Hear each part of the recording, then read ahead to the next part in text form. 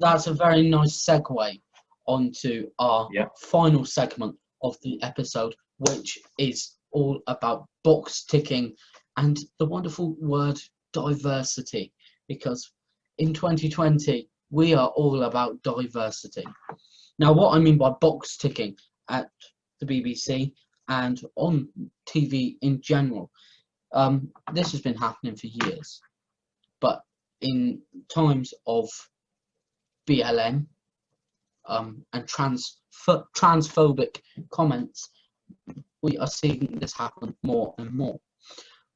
First example, after BLM happened, obviously BLM took America by storm, far more than it did over here.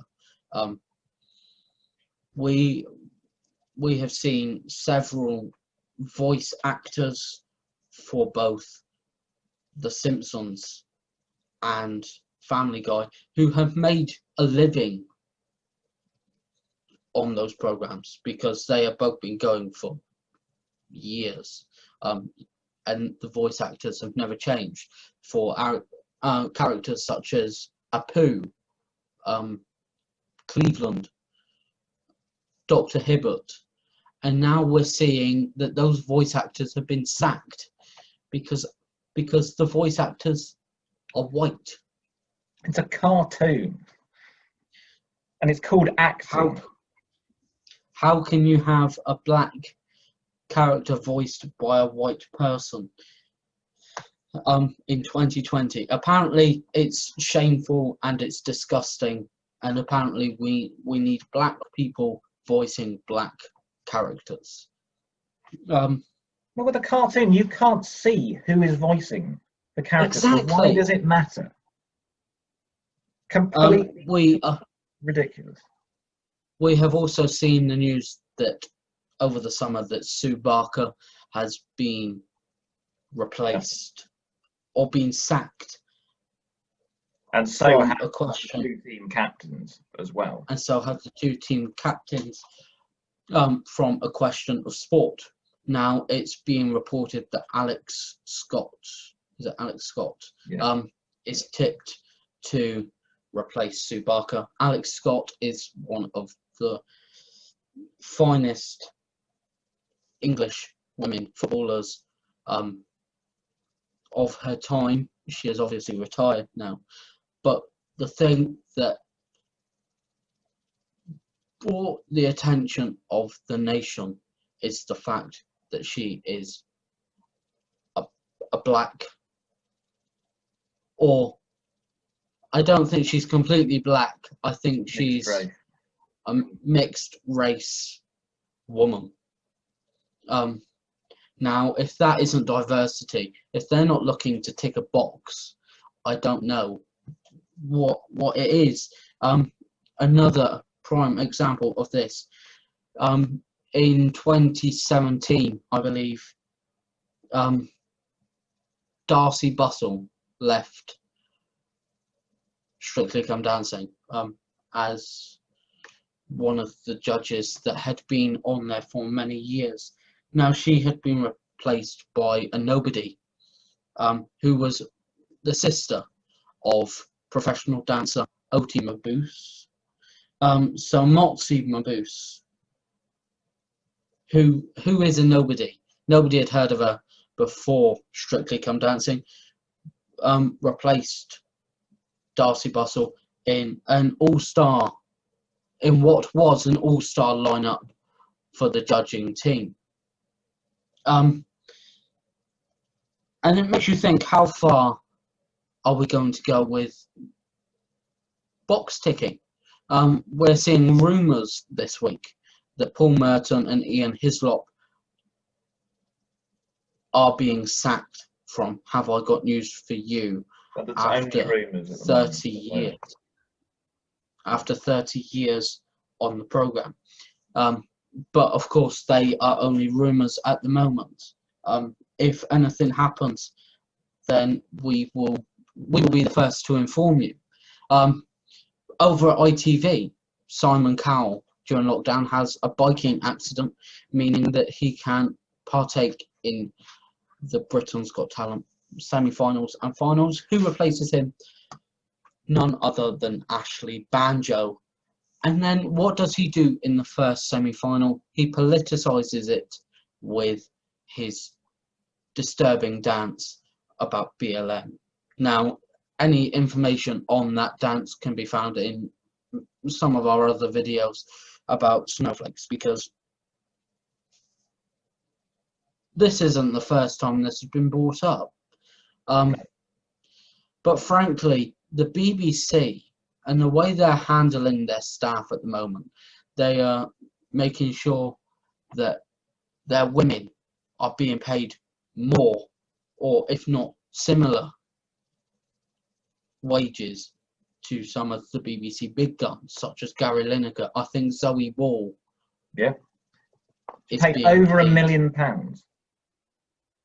She is one of the highest women on the wage bill at the BBC. It's completely shameful, and I think personally, I don't believe the quality of TV since they started the box ticking, and since it's come to light about box ticking, their quality of TV is declining. And is it worth TV license? Is it worth you paying your license?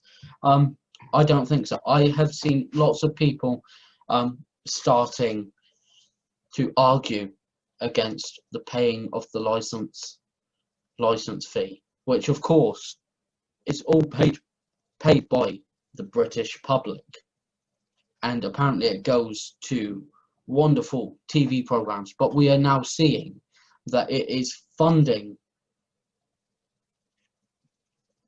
the wage slip just so that a woman can be paid the same as a man to. But she's not being paid the same. Zoe Ball is not being paid the same as most other men. No, but the BBC. But she is being paid a larger amount to make it look better than it was.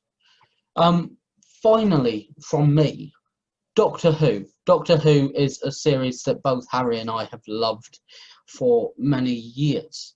Now, in the last 3 or 4 years, we have seen the series decline massively.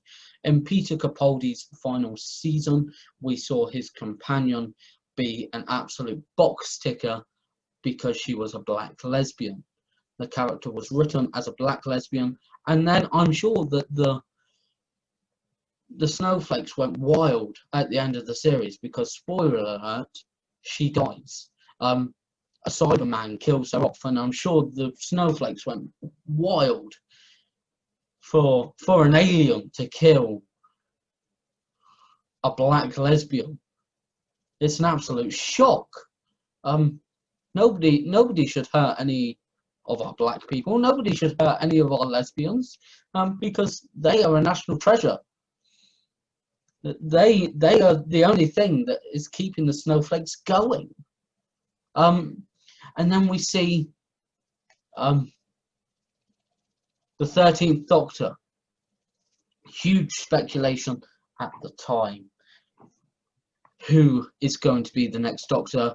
Chris Marshall being the favourite to take the place. Everybody tuned in on July the 10th during Wimbledon to see that exclusive clip of who is going to be the next Doctor.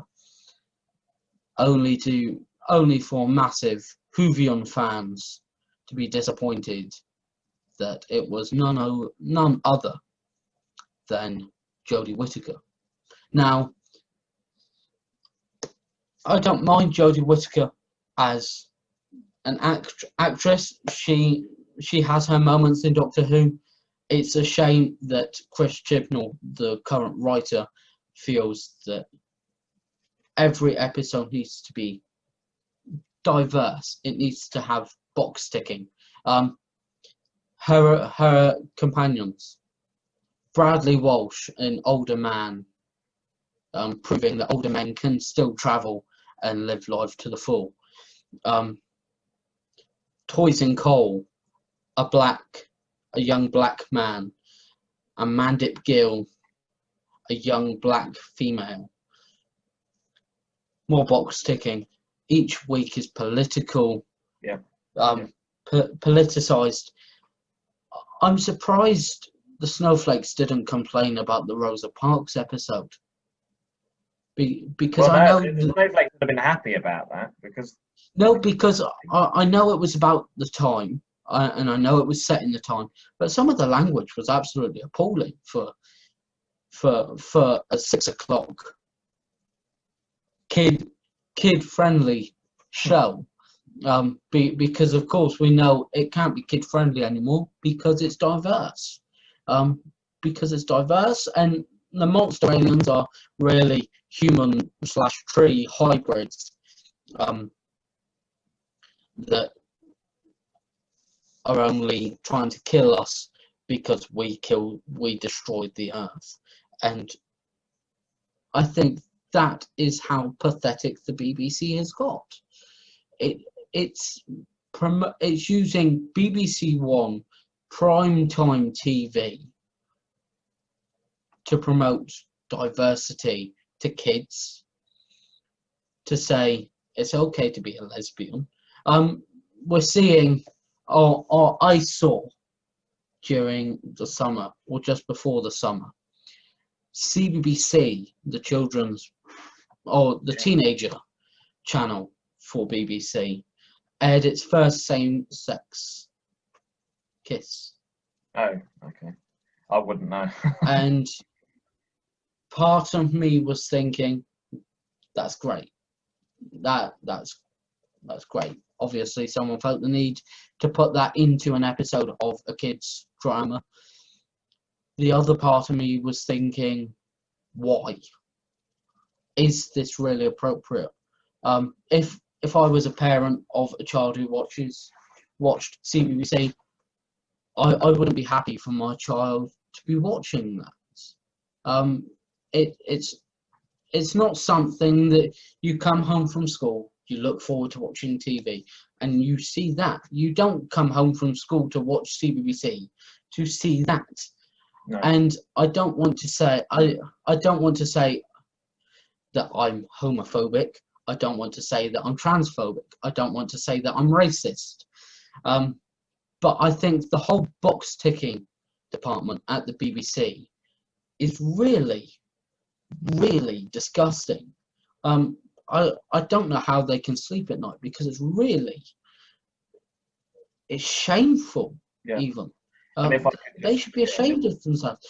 They are making money out of making the snowflakes happy, cancelling what people know and what people love, and going with some tripe that we pay a license fee for.